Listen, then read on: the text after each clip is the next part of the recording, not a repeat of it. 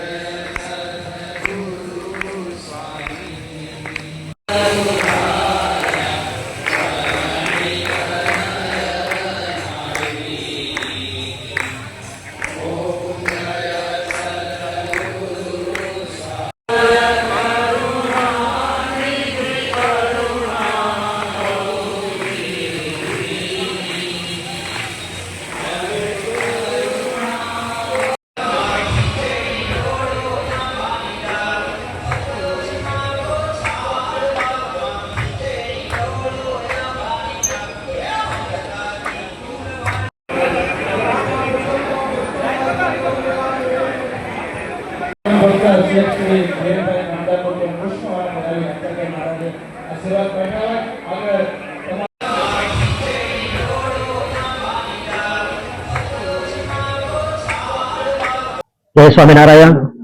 આપ નિહાળી રહ્યા છો શ્રી સ્વામિનારાયણ સંપ્રદાયનું સર્વોચ્ચ તીર્થ વડતાલ ધામ. વડતાલ ધામને આંગણે સનાતન હિન્દુ પરંપરામાં સૌને આનંદ થાય, સૌને દર્શન કરી અને કૃતાર્થતાનો અનુભવ થાય, પોતાપણાનો અનુભવ થાય એવા હિંડોળાના અહીંયા દર્શન થઈ રહ્યા છે. રામેશ્વર છે, શ્રીનાથજી મહારાજ છે, રામ દરબાર છે, કષ્ટભંજન હનુમાનજી મહારાજ છે, રાસલીલા છે, ભગવાનના વિવિધ સ્વરૂપો, અર્ચા સ્વરૂપો, વિભૂતિ સ્વરૂપો, અવતાર સ્વરૂપો એને આ હિંડોળાના માધ્યમે આપણી શ્રદ્ધારૂપી દોરીથી ઝુલાવવાનો અવસર આ મંદિર આપ સૌને આપી રહ્યું છે. હું ધર્મપ્રેમી સજ્જનોને હાર્દિક વિનંતી કરું છું, વડતાલ લક્ષ્મણ દેવના દરબારમાં આવી દેવ દર્શન કરી હિંડોળાના દર્શનનો લાભ લઈએ અને આપણી આવતી પેઢી છે એને એક શુભ સંદેશ ભક્તિનો આપીએ, એ જ પ્રાર્થના.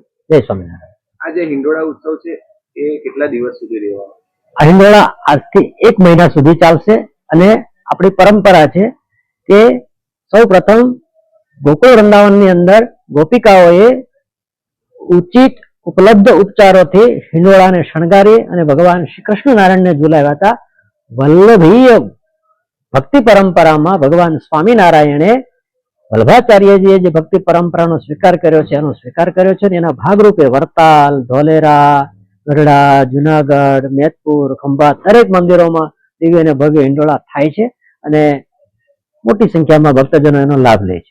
My school is one such future ready school where I understand each and every concept taught in the class and don't rote learn, where teachers don't just use books and blackboard to teach but use new ways of teaching and learning like audiovisual learning, activity-based learning and group activities which enhances my conceptual understanding.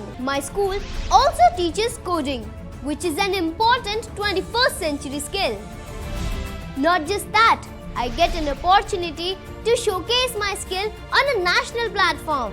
And with all this, I acquire important skills that make me future ready and confident. Would you also like to know where is my future ready school? Visit now and see for yourself.